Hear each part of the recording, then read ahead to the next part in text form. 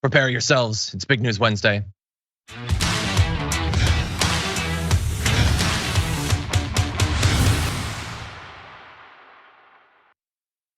Mainly just for one big thing. We've got a lot of other interesting news, not necessarily the biggest, most towering domestic news.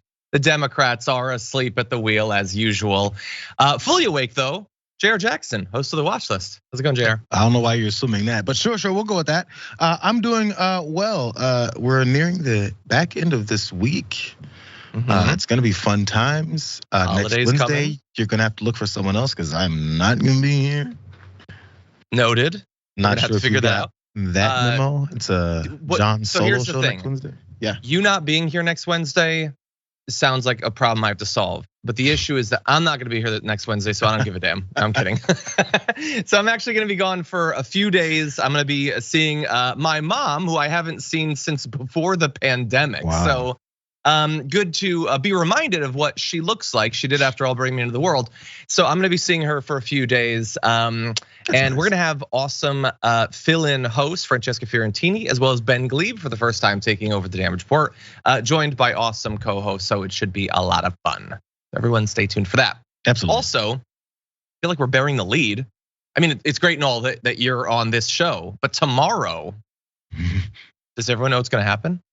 I'm gonna be joining Jayar on the Watch List. They said it couldn't be done. His team said it shouldn't be done month after month after month, but they finally relented after many strongly worded letters, and I'm gonna be allowed onto the Watch List. This is your test run to see if you're gonna be invited back. I've done a couple shows, but I don't know, mixed reviews is how I'll put it. Anyway, it should be fun. Everyone definitely check out the Watch List tomorrow. For our show now, though, I'm gonna need you to buckle up because the first little dribbles of information are coming out of Trump's taxes. They have been released into the wild, and they're beginning to consume things to sustain themselves. We've got changes to the Electoral Count Act. It's the tiny paper-thin shield that the Democrats are affording us against the next attempt to overturn the results of an election. We're gonna talk about that. We got this really interesting story. So generally we think of the media as pretty cowardly in terms of their willingness to talk about what's actually going on from a lens that's not like directly to benefit their donors and owners and all of that. I've got a little twist on that. A story that was run in the Washington Post that is actually fascinating in what it reveals, but even more fascinating is the way that the newspaper tried to hide the entire point of the amazing thing that they were covering. So we're gonna be talking about that in a little bit, and there's a lot more besides. Oh, by the way, in the full show, in the aftermath, we're gonna be joined by a journalist who was banned by Elon Musk. There was a bunch of journalists that were banned by him. There was this whole big stink, and then they were unbanned. This journalist was not up until just today. So we're gonna dive into why she might have been banned. So get ready for that. In anticipation of that, please hit the like button and share the stream. And if you wanna send us any comments, tweets, or super chats, you know how to do that. And you've got reasons to do it in the past, but starting today, I have been given the go ahead to start giving out Blue Apron gift cards of myself. So each show, one standout amazing comment, either that's super clever, adds some interesting context or history or just funny, from a member, I do have to say, on the different platforms, we're gonna give a $100 Blue Apron gift card. So a lot of fun, everyone should take part in that. Anyway, with that said, Jayar, are you ready to start this show? Only if I get my Blue Apron gift card. You are not a member as far as I know on YouTube, or maybe Twitch, we'll check. And full-on members obviously too. Anyway, with that said, let's jump into it, starting with this. There being 24 ayes and 16 noes, the motion to submit the committee report to the House is agreed to, and the documents are ordered reported to the House. Okay, so admittedly, that wasn't a very exciting way to announce that something kind of exciting just happened. After many years now, the Democrats successfully got Trump's taxes, and in that little clip, what they mean is it's being released out into the wild. 6 years of former President Donald Trump's tax returns, his personal tax returns, stuff having to do with his business as well, is out there. Not all of it just yet, but some. And already from what's been revealed, there is some fascinating stuff. Another thing that's fascinating about this, though, was all of the assurances that were given that this would never happen, that we would never get to where we're at today. Here's an example of that. This is Mick Mulvaney back in April of, I believe, 2019. Here's what he had to say. Reason, so they know they're not. To be clear, you believe Democrats will never see the president's tax returns? Oh no, never. No, nor should they. Keep in mind that that's an issue that was already litigated during the election. Voters knew the president could have given his tax returns. They knew that he didn't, and they elected him anyway, which of course is what drives the Democrats crazy. But they know they're not going to get this. They just want the attention on the issue because they don't want to talk to us about policy. He's arguing. Yes, as we all know, the Democrats are the ones who've been driven crazy by the results of elections in recent years.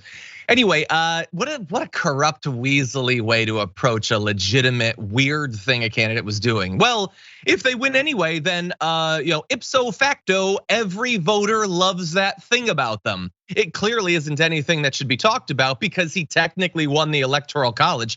He didn't even get the majority of the voters to actually support it. And by the way, let's be clear. 2 out of 3 Americans wanted to see Trump's tax returns. That includes a significant number of Trump voters, of Republicans, of conservatives, of MAGA people. Even MAGA people find it really weird that he won't show that. And why wouldn't they? I mean, granted, in terms of policy, the faux populism of Donald Trump in the MAGA world never amounted to anything. But his campaign was predicated on draining the swamp, getting rid of the corruption. And you say you're gonna do that, and yet you're hiding, desperately fighting to hide your tax information in a way that every other politician, every other president, every presidential candidate has willingly presented, been far more transparent than you. It's no surprise that MAGA people wanted to see it as well. So we're gonna get into reactions to this as well as what has already come out. But Jayar, what do you think about the fact that it is now starting to be released? That was just with the Mick Mulvaney part first. That was funny back then when he said they want to talk about this and they don't want to talk to us about policy. Throughout that dude's entire presidency, people talked about his policies. They talked about how bad his policies were. They talked about how those policies affect Americans negatively. They talked about how those policies waste money. They talked about how those policies create hate, division, and violence. All that stuff was talked about. We talked about your policies. And you guys call it Trump derangement syndrome when people talk about his taxes, because knowing the information about his taxes might lead us to understand how he may interact with world leaders, the decisions he might make based off of his own self-worth, or maybe skirting some of those responsibilities. All that stuff is supposed to be determined from seeing his taxes. So yes, he was still elected president after people didn't see it, but does that mean they didn't want to see it? Or is it that they voted for the hate? Because it sounds like more like it, by the way. And also, if you're a Trump sycophant and you love him, shouldn't you want to see this glorious, illustrious returns? See how fabulously wealthy he is? How all of his assets and all of his money came from such reputable places and he hasn't done anything nefarious at all? Shouldn't you want to see how fabulous your king is? Yeah. But shouldn't they won't tell anybody. Yeah, 100%. Oh, by the way, hey, let's play a funny game with the new precedent that has been put forward. The Republicans are saying that they're gonna spend the next couple of years investigating whatever it is that Hunter Biden did or something with Joe Biden. Well, Joe Biden won the election. But everybody knew that there were concerns about Hunter Biden. We've known that for literally years. It's already been litigated. And he actually won the popular vote. So it's been more litigated than that. And no, I don't actually mean this. If Joe Biden has committed any crimes, they should be investigated. The supposed precedent that Mulvaney is trying to set there, he does not in any way believe. And there's another wrinkle to it that we're gonna get to in just a little bit. But let's talk about reactions to this. The Trump taxes being released in the wild has been interpreted very differently depending on who you talk to. So people like Representative Bill Pascrell, who chairs the House Ways and Means Committee, a subcommittee on oversight, said that the planned release was a triumph for the idea that no one person is above the law. I like that. And in theory, I sort of agree philosophically, but if you really want to demonstrate that he's not above the law, have the law actually apply to him. This is disclosure. I think that's good. Disclosure, he's not above disclosure, but he's not in jail for the crimes he's committed. So let's not get ahead of ourselves. Went on to say, for 6 long years, we fought to release these documents because Americans deserve to know if their chief executive is compromised. He said he categorically rejects the GOP backlash, accusing them of hypocrisy. Congress is the Article 1 branch. Our power to oversee the executive is broad. That power was illegally stymied by Trump and his adjutants for literally years. A spokesman for the Trump campaign put out a statement. They obviously are not happy about this. If they are so hell-bent on releasing President Trump's tax returns, which show he built a very successful business and created numerous lucrative assets throughout his career, they should release the tax returns of Nancy Pelosi. Well, again, I would just stop on that first point. If that's all that the Trump taxes are gonna show, that he was a hell of a businessman, why was Donald Trump fighting to the death to not have them released? But fine, we'll move on to the Nancy Pelosi thing. Yeah, release their taxes. What game do you think you're playing, Republicans? I love when they're so biased towards their side that they think that the other side is equally biased in the opposite direction. No, I don't want corruption amongst any of our politicians. Release his taxes, release Bernie's taxes, release Ilhan Omar's taxes, release all of them. They are public servants. If they're getting rich off of us, if they're breaking the law, if they're skirting the law, if they're using insider information, I want us to know that regardless of the letter that comes before their name. And by the way, I will prove that by pointing out how infuriating it is that the Democrats ran out the clock on a congressional stock ban bill. Remember, we talked about that for a solid year and a half, clip after clip after clip. Nancy Pelosi got what she wanted. She was never actually behind that. She was very clear in the beginning that she wasn't for a ban on individual stock trading. She wants them to continue to be able to use the insider information they have to get themselves personally rich. She eventually relented and gee whiz, they weren't able to get it done. I'm sure the Republicans will take it up since they're so against corruption. They so want to stop the elites and drain the swamp, Jayar. This is the normal approach, and I've always said it too. When they were saying, we have to investigate Hillary, let's investigate Biden, let's investigate Obama. I said none of those folks are related to me, so I'm not sure why you think I'm concerned with whatever investigations you think you have to do in order to come up with some real life information that actually affects folks. Cool, go for it, go after them. But the purpose, obviously, and with Kevin McCarthy trying to get the speakership, floating all these investigations and everything they want to do. It's for the position, it's for the power. It's absolutely not do anything else. These are the same folks who are in Congress that say, you know how badly Congress is run? Did you know that Congress is the least trusted entity in all of America by American voters? You're in it. You're one of those 100%. People. So weird when they say that stuff. But yeah, it's the idea to finally get people's information and determine who they are and how they just might lead. Suddenly that's like a radical idea. It's how far we've shifted from trusting certain politicians and not all of them. Yeah, you know what, let's double down on this because I want to give you another Republican who's trying to appeal to regular people with this sort of, again, this is like pro like keeping the elites in the shadows terminology. Here is Kevin Brady, let's jump into this. Going forward, the majority chairman of the House Ways and Means Committee and the Senate Finance Committee will have nearly unlimited power to target and make public the tax returns of private citizens. And not just private citizens, political enemies, business and labor leaders, or even the returns of Supreme Court justices themselves. No, anything but that. No, not the justices, not these angelic beings who are beyond any suspicion, let alone oversight.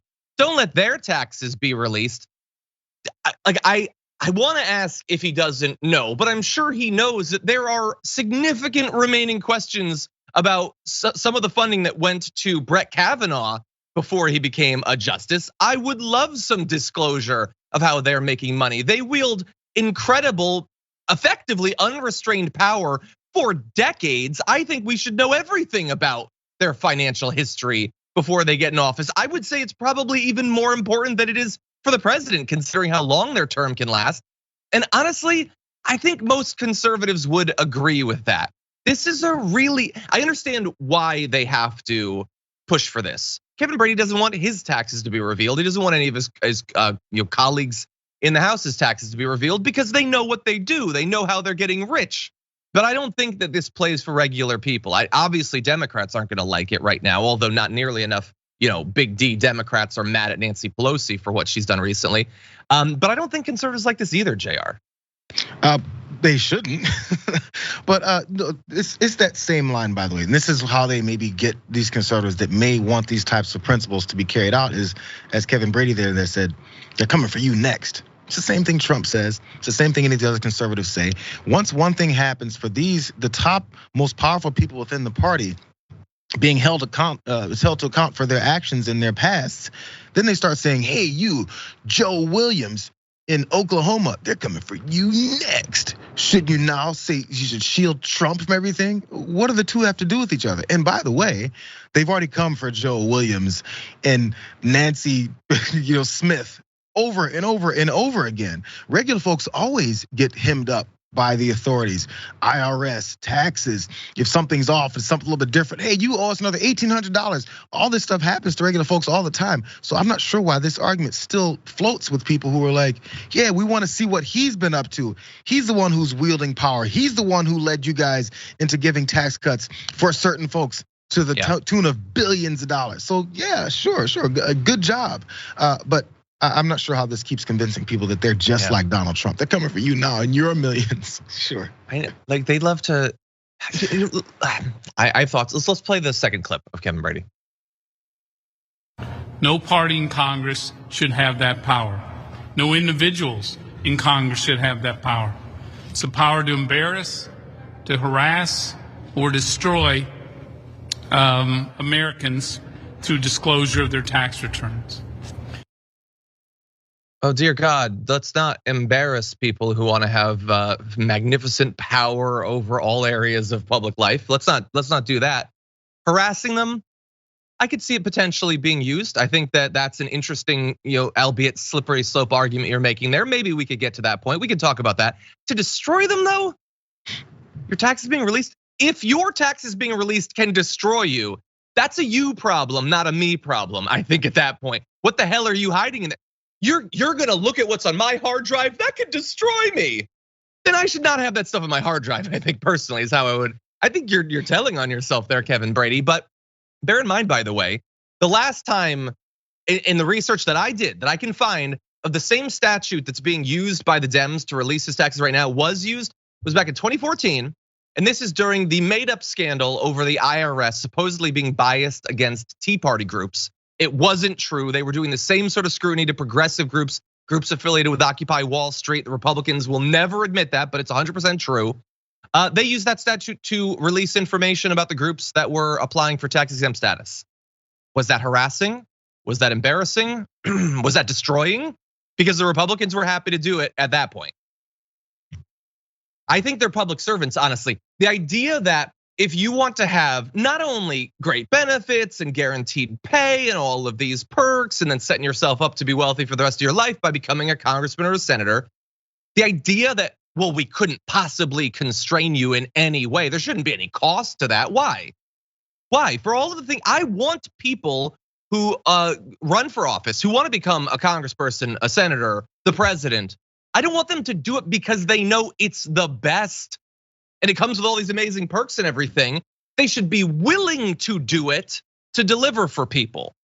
I think disclosure of taxes is the bare minimum of the extra ties that we should put on them. They should be well regulated. They get away with murder. They call Washington D.C. the swamp, but then they want to protect people that thrive in the swamp. Weird how that works.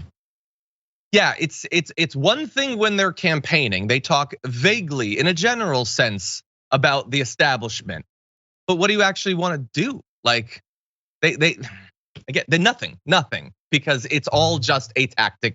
It's a way to get the rubes on your side. That's it.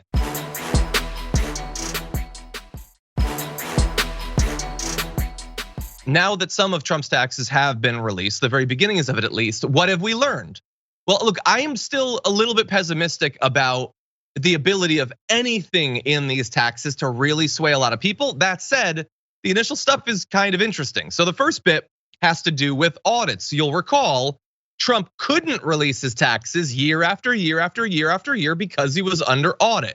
Bear that in mind as we go forward, because it turns out that the IRS failed to audit Donald Trump during his first 2 years in office, despite a program that makes the auditing of sitting presidents mandatory. Okay, that was revealed when they released these taxes. Mr. Trump filed returns in 2017 for the 2 previous tax years, but the IRS began auditing those filings only in 2019. He'd already been president for years at that point. The first time they did it was on the same day in April, the Ways and Means Committee requested access to his taxes and any associated audits, which is a little bit transparent. Okay, I guess we'll do it. They're literally right now live on C-SPAN requesting that we do this. I guess we should cover our asses. Oh, very convincing, the cover up that you're doing there. The IRS, by the way, hasn't even completed those audits yet because it was started so recently. And the agency started auditing his filings covering his income while president only after he wasn't president anymore. So not only was his excuse for why he didn't have to release his taxes absolute BS, but there was an extraordinary circumstance that led to that. They're mandated to do that auditing. It's one of the few corruption oversight measures, and they weren't doing it. Now, was that just an oversight, or was there pressure? Were they advised not to look into him until they absolutely had to? I have no idea. Maybe this could lead to a pretty interesting investigation. But Jayar, what do you think? They're getting there, maybe. I don't know. But honestly, at the end of this whole thing, you'll get more information. We're seeing what they did and did not do mostly. But then what's that gonna lead to? Again, back to Brady talking about how we're coming after private citizens. Well, damn, of course, if they're gonna start finally looking into things after he's out of office, now he's a private citizen, but he's still a former president. He's still leading the party in a decent amount, I guess a small certain percentage of the fact he's still leading this party and still declaring he's gonna run for president, still has support from people that are elected officials. So, hey, this isn't just some random nobody private citizen, but it's definitely a way to try and continue to push away from this, because who knows what's in the next guy's taxes? Who knows what's in the next guy's background that they don't want you to know? This is a precedent they're trying to set, definitely. Yeah, 100%. No, that is a great point too, because it isn't just about Trump. I mean, it could be just about Trump. He's definitely hiding tons of crimes. But if he were to get through all of this and they never were released, then 100%, why would any Republican candidate ever release his taxes? Like maybe one would do it like as a preemptive measure to show that they're clean, but they'd be doing that because others would be refusing to. So yes, I think this is an important, we have to make it clear that if you're gonna run for president, if you're gonna try to get all that power, we get to dig into your past and know, not only if you're compromised, but a ton of other, potentially worrying things. Now, one other thing that came out in some of the early stuff about his taxes was the amount of tax that he paid, oddly enough. When combined with tax records previously obtained by the New York Times, the records show that in 2018, Mr. Trump had positive taxable income for the first time in more than a decade. He had just been going through such hard times up until then. I mean, he was driving a used car. He was barely getting by, eating Easy Mac every night. The dude just couldn't scrape together a couple of bucks. So why did he finally have positive taxable income? Well, that change occurred largely because he had sold properties or investments at a gain of $22 million. And he appears to have exhausted the business losses he had been rolling over year after year. As a result, he paid just shy of $1 million in federal income taxes for 2018. Again, bear in mind, this is a guy who says he is a multi-billionaire. $1 million in taxes sounds like a lot for you, for me, for Jayar. That's a lot of money. For a guy who has thousands of millions of dollars, that is suspiciously low. And that's the one time he paid taxes.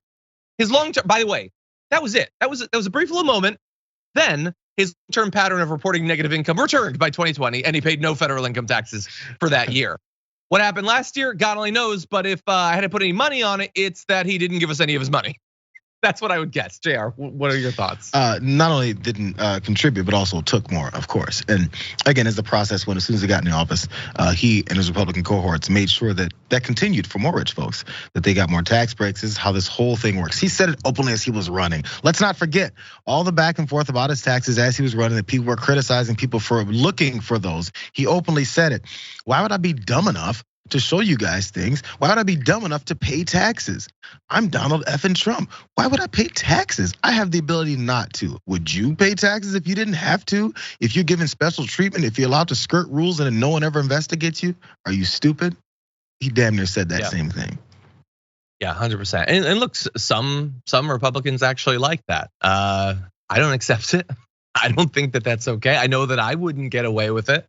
I love the idea, by the way, that if your business is a failure, which I love that's the argument that he's been making for years and years and years to the IRS.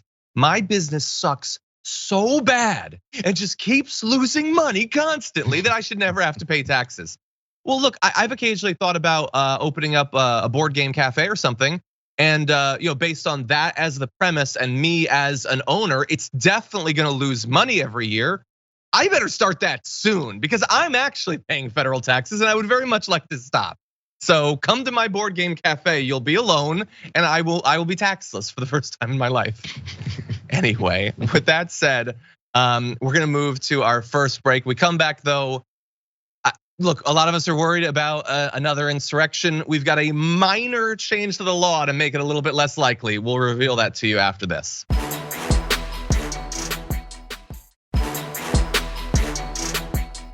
Okay, so I see a comment on Twitch about the Food for Thought trivia. I believe that last Friday was the last round of that, but we're still doing these comments. So it's a slightly different way that we're gonna be getting these gift cards to people. Also heads up, we got the regrettable news that unfortunately, Lynette Lopez is not gonna be able to join us, is the journalist that was banned by Elon Musk. He actually reached out and banned her from appearing on the show. So unfortunately, she can't, I'm kidding. She's not gonna be able to join us, but we're definitely gonna talk to her in the near future. With that said, let's jump back into Congress doing something technically with this story. Donald Trump tried many different ways to overturn the results of the 2020 election, and I think it's justifiable to be worried that he or another Republican could make the same sorts of efforts in the future. Now, the Democrats were supposed to pass a massive bill to protect our elections, make it easier to vote, all of that. They failed to do that, unfortunately. But as a consolation prize, as what might be their last action before Congress recesses and the Republicans take over, they have passed a change to the Electoral Count Act. And I want to tell you about that. So this bill that was just approved would amend the 19th century law that governs, along with the actual Constitution, how states and Congress certify electors and declare presidential election winners, ensuring that the popular vote from each state is protected from manipulation and that Congress doesn't arbitrarily decide presidential elections when it meets to count the votes every 4 years. Senate Rules Committee Chairwoman Amy Klobuchar says, we are now one step closer to protecting our democracy and preventing another January 6th. Yes, it is technically one step closer, but there's a whole lot of other steps that we could have taken that we didn't. I'm not saying it's up to her, but it's frustrating. Anyway, here are the changes that are being made. The bill clarifies, remember that for later, that the vice president has a purely ceremonial role presiding over the certification every January 6th after a presidential election, and that he or she has no power to determine the results of the election, okay? Donald Trump, are you listening? No power, it's ceremonial. Herschel Walker, like your badge, it's ceremonial, it isn't real. Anyway, Pence resisted Donald Trump's attempts to get him to overturn the results of the election, but many lawmakers were concerned that the law wasn't definitive enough. The legislation states that the vice president shall have no power to solely determine, accept, reject, or otherwise adjudicate or resolve disputes over the counting of electors in Congress. So to be clear, it already did that. They're passing an extra piece of legislation to just make sure that everyone understands that it is purely ceremony. Jayar, what do you think? This is what Donald Trump was complaining about. What he was complaining about. One of the 727 things that Donald Trump was complaining about when it came to him losing the election was now look at Congress, look at those Democrats trying to change the rules so that I can't pull this alternative slate of electors, so that I can't determine myself being the winner based off of what I can interpret as the rules. So they're definitely clarifying how this works. Can you believe they're trying to change the rules, is what he called it, change the rules so I can no longer try to subvert elections falsely. That's basically what he's been saying, and now that they're finally doing it, I'm sure he's on Truth Social talking about how, look at what they're doing, making sure I can no longer try to cheat. Oh, he is. Any longer. Of course he is. We'll get to it. He is, yeah. We're gonna talk about it. That wasn't the only thing that it did though. So it also would make it more difficult for lawmakers to object to a particular state's electoral vote. So bear in mind, they were trying to get Mike Pence to single-handedly overturn the election, but they were also in the House and the Senate trying to challenge it as well. Under current law, just one member of the Senate and one member of the House need to lodge an objection to automatically trigger votes in both chambers on whether to overturn or discard a particular state's presidential election results. This bill would significantly raise that threshold, requiring a fifth of each chamber to object before votes would be held. So that is 20 times higher in the Senate at the very least, but it still allows one party, if they want to, a vast minority of one party to do it. So it is raised. It's not foolproof necessarily. And by the way, raising the threshold for objections will do away with a partisan tradition that has rankled members on both sides. Democrats have objected the last 3 times that Republicans were elected, twice against George W. Bush, once against Trump. But in each of those cases, the Democratic candidate had already conceded, and Trump to this day falsely claims he defeated Biden. So again, I know, Sean Hannity will say that it's all the same, everybody objects. No, like a couple of random people doing it when nobody is actually trying to change the results of the election is not the same thing as a guy who inspired an insurrection that literally left people dead in the streets. I shouldn't need to explain that, but that's the case. So they've also changed that, Jayar. Yeah, there's the other thing. Yeah, people challenge all the time. They talk about this whenever it comes to Democrats that have pushed back or said, hey, well, let's get a count here. Let's go with clarification. Let's find out these things that I'm concerned with that potentially happened during this election. Let's get it adjudicated. After it gets all figured out, then they move on.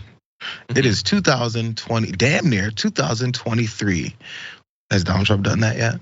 I need no more of these comparisons to anyone else in the political sphere that talks about challenging elections or asking for clarifications or even legal challenges to the results. Because after it gets done, they shut the F up. Guess who hasn't done that? It's just two different things. 100%. Here's one other thing before we move on to Trump's reaction.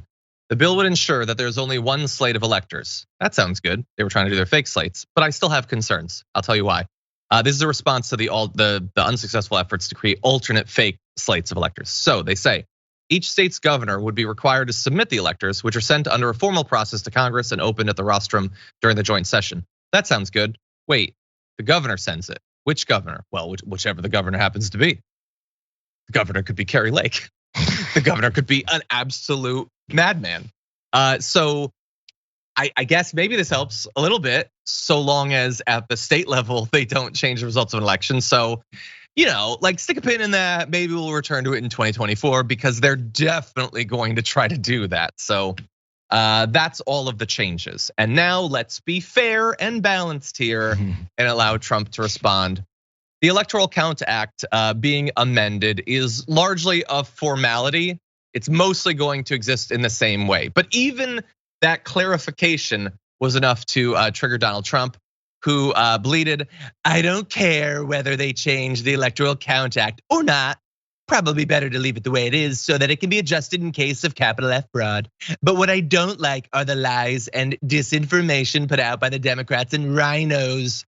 They said the vice president has absolutely no choice. It was carved in steel." That's not an expression. But if he has no choice, why are they changing the law saying he has no choice? Oh, damn, he caught us. Because your head is so dense, you couldn't understand what the word ceremonial means. You forced us to do what shouldn't need to be done. But you can't deny it at this point, right? Right, Donald Trump? You accept that he can't overturn it again. And by the way, I will say what we've said literally every time. I have a question for you. Can Kamala Harris overturn the results of the next election? You definitely don't think that she can. So it's clear that you don't actually believe the vice president can do that. Because if not, then I can really relax for the next couple of years because it looks like a Democrat's probably gonna win the presidency, but no Republican actually believes that. Jayar, what do you think? Yo, he continues to keep proving how he doesn't understand how any of this works. Or at least he'd like for people to think he doesn't understand how this works. Because if you understand it, then you can't continue to complain about it over and over and over again. Why they changed law? He must have had a choice. And again, this is still attacking Mike Pence. Let's keep it real. That's like second version of this is, hey, this guy still could have done it. Don't forget that. The same guy they said kill Mike Pence, and he's like, well, maybe he should have done the right thing. Again, I'm looking for his end game. What is the end game here? Does he really think suddenly one day, because of all this bitching and complaining on Truth Social, it's suddenly the entire government system and the entire American electoral system is gonna go, Trump Truth Socialed about it. Yeah, that's right. He's right. Yeah. Let's change this entire thing. Come on, bro. There's one other thing I want to mention, just because he's sort of he's trying to say that he supports someone, but he kind of threw them under the bus. So he goes on to bleat. In other words, John Eastman and others were correct in stating that the vice president of the United States had the right to do what should have been done. The only reason this change is being promulgated. Okay, who taught him promulgated? Because he definitely didn't know promulgated 2 days ago. Anyway, is to reform the Electoral Count Act so that the VP cannot do what they powerfully said he couldn't do, but it couldn't be done. Why are they making this law change? Don't use powerfully like that. It's very weird. Also, adverbs weaken your prose rather than strengthening it. It's a super basic lesson. Anyway, John Eastman is also being referred for criminal investigation. Dude, why are you just reminding everyone that no, John Eastman he had my back. He was like, I know you lost, but we're gonna find a way, Donnie. Don't worry. Whatever it takes. Leave John Eastman alone. He's already gonna be going through a lot in the near future. He continues to think unlimited power is the way to go. Mike Pence had the ability to literally change this whole thing. That's what he just thinks. He said before, presidents have this level of, he thinks, unlimited power to do whatever the hell they want. Only when it's him though, because I guarantee he doesn't think that currently. Yeah, 100%. Again, they would never allow Kamala Harris to do this.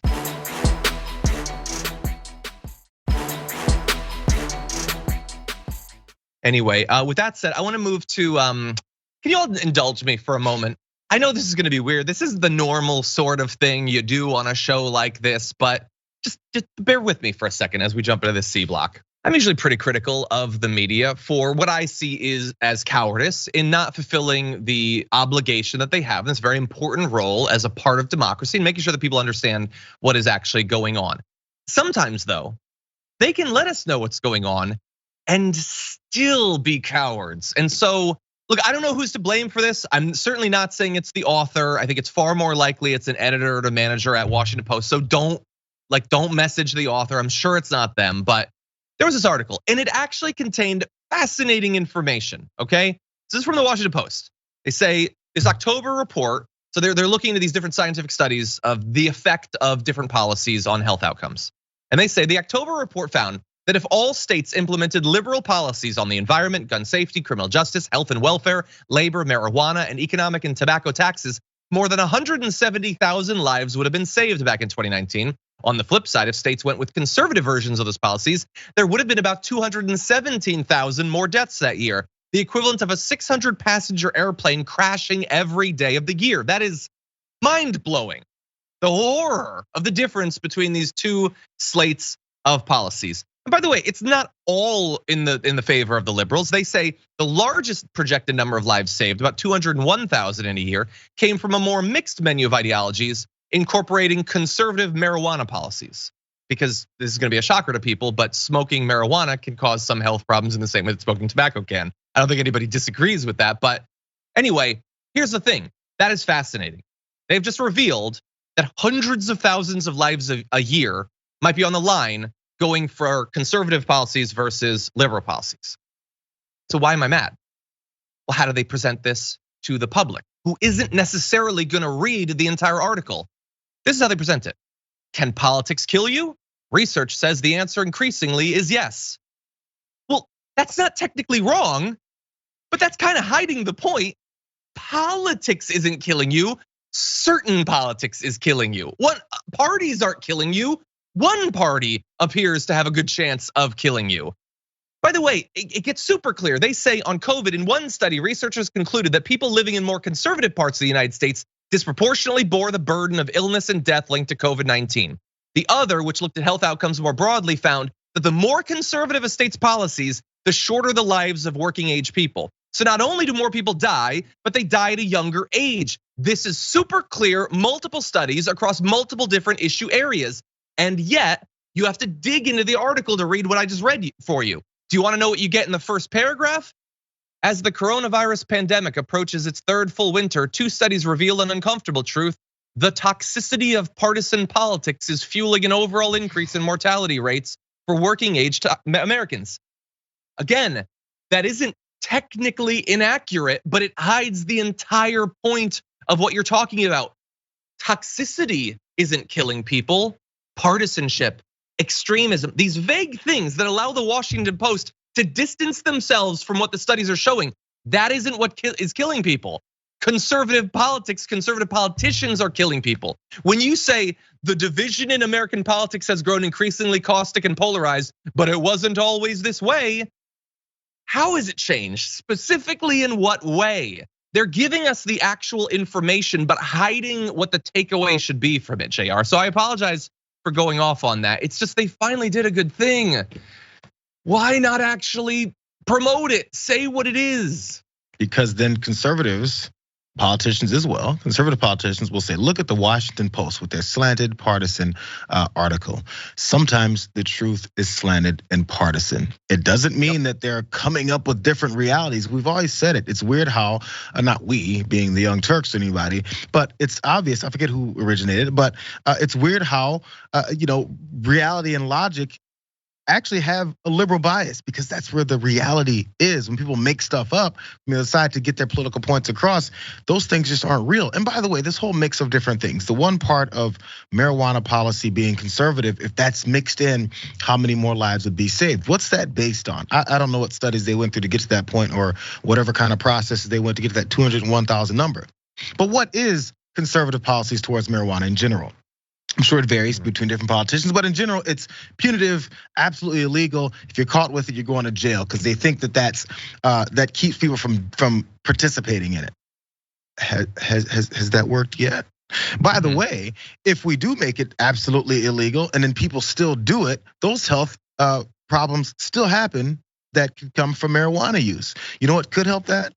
Some of those other policies like healthcare, access to it, where it's not a brick wall if you don't have the right kinds of funds for it, then that could actually save some of those lives that are negatively affected by the effects of smoking marijuana. But absolute punitive approach to this has never worked. That's why we keep doing it, fighting it over and over and over again. If you have a solution to a problem and it still is the problem, that solution that you've been working on might not be the right solution. But we'll still push it and we'll still say, hey, those conservative policies just might help.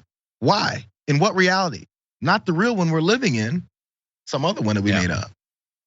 I like your approach, Jayar, and I think we should definitely, you're diving into the actual way that things are being coded in the study. I like that, we should do that. I think the article could do more of that.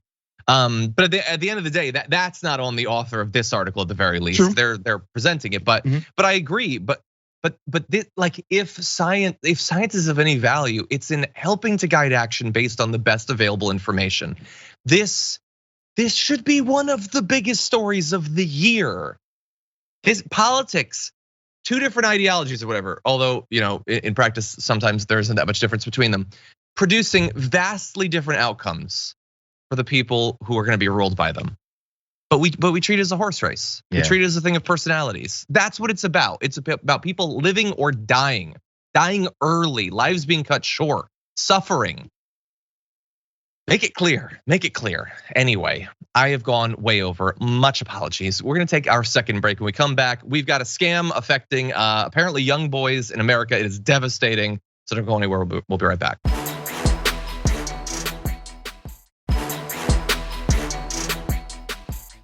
James says Trevor Noah does a good one too. Yes, he does. He's unfortunately out of the Daily Show. Who do we think's gonna take over? Okay, my dark horse candidate, Cecily Strong.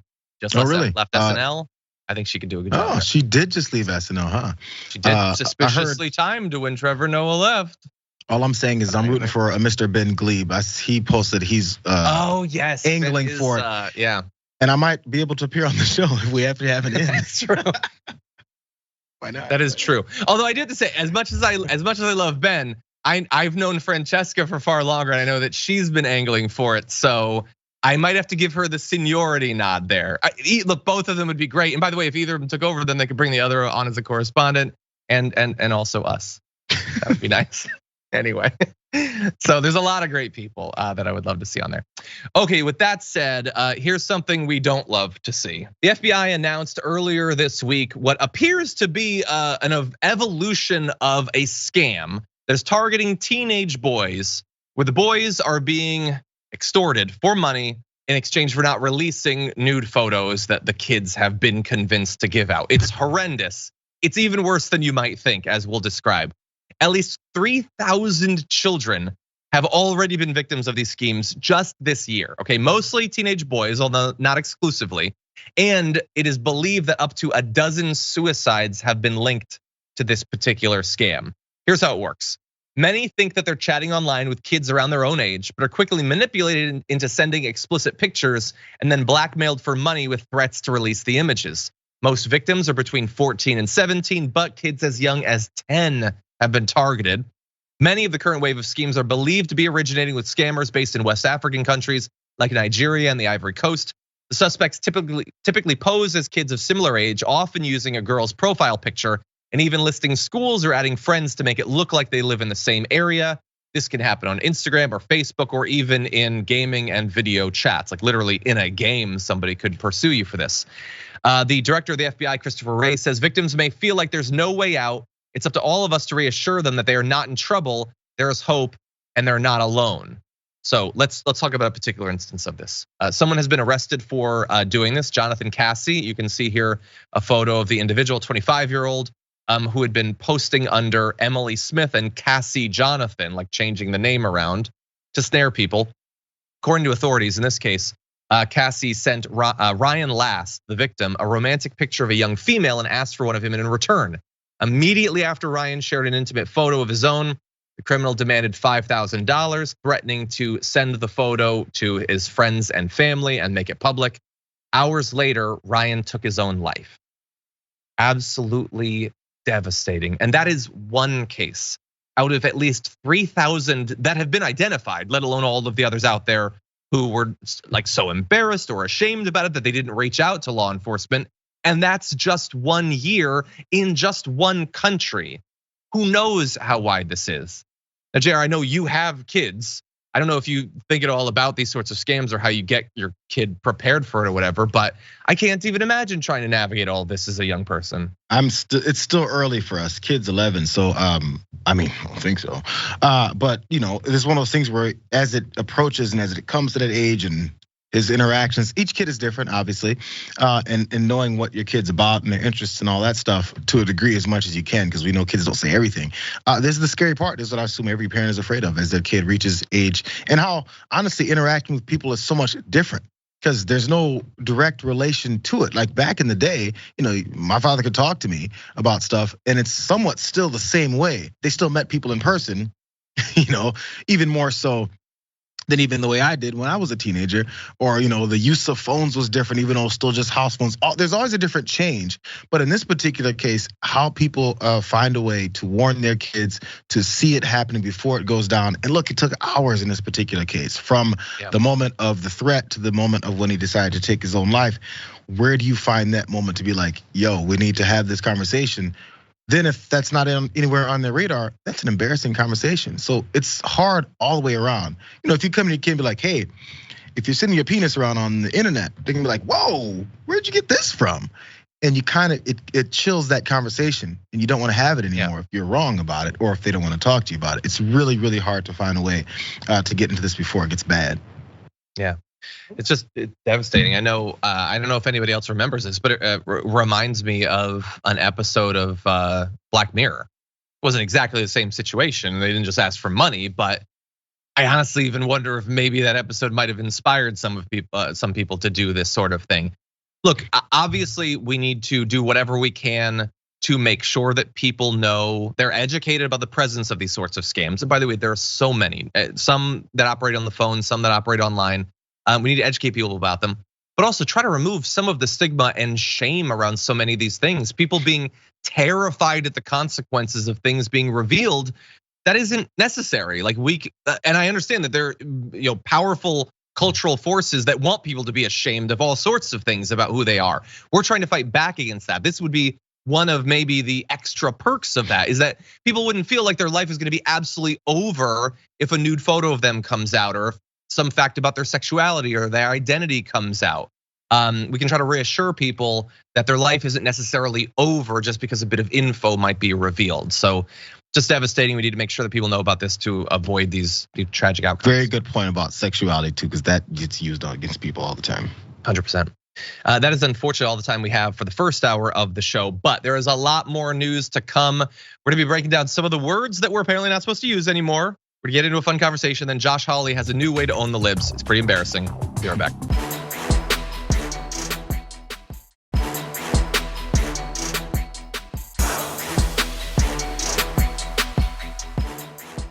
Thanks for listening to the full episode of The Damage Report. Support our work, listen ad-free, access members-only bonus content, and more by subscribing to Apple Podcasts at apple.co/TYT. I'm your host, John Adarola. I'll see you soon.